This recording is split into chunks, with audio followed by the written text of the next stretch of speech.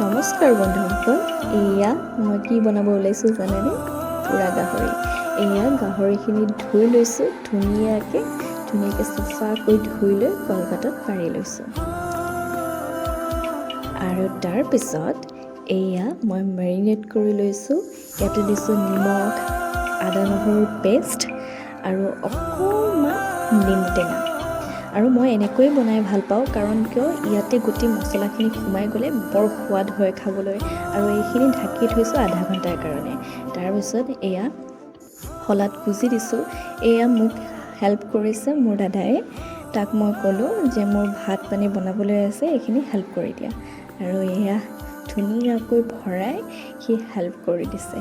এয়া গুজি আছে। তাৰপিছত আমি জুইত পুৰিম আৰু তাৰপিছত চালাড বনাম আৰু খাম আৰু মজাকৈ। আৰু এইফালে পোৱালিও আহিছে খবৰ ল'বলৈ যে হৈছেনে নাই স্মক পৰ্ক। খাব লাগে আৰু ই যে আমাৰ ঘৰৰ বহুত মৰমৰ।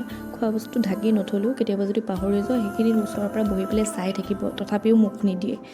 বৰ মৰমৰ হয় ই। আৰু এইখিনি হৈ গ'ল শলাত গুজা, এতিয়া জুইত দিয়াৰহে কথা আৰু। এয়া জুইত দি দিলোঁ। এয়া অকণমান টাইম ৱেইট কৰাৰ পিছতে আমাৰ খাবৰ বাবে ৰেডি হৈ যাব।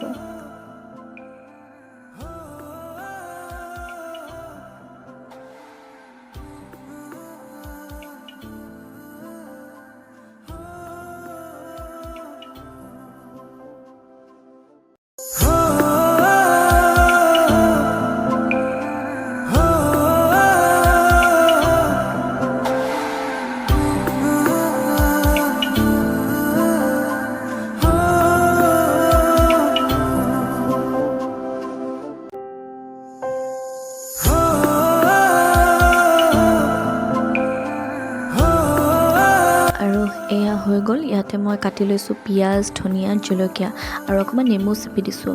আগতে যিহেতু মেৰিনেট কৰাৰ সময়তহে অকণমান দিয়া হৈছিলে, এতিয়া খাবৰ কাৰণে বেছিকৈ দি লৈছোঁ। আৰু কোনে কোনে পোৰা গাহৰি খাই ভাল পায় মোক কমেণ্ট কৰি জনাবলৈ নাপাহৰিব। আজিলৈ ইমানেই, আৰু মোৰ ভিডিঅ'টো কেনে পালে চাই জনাব। আজিলৈ ইমানেই, বাই বাই।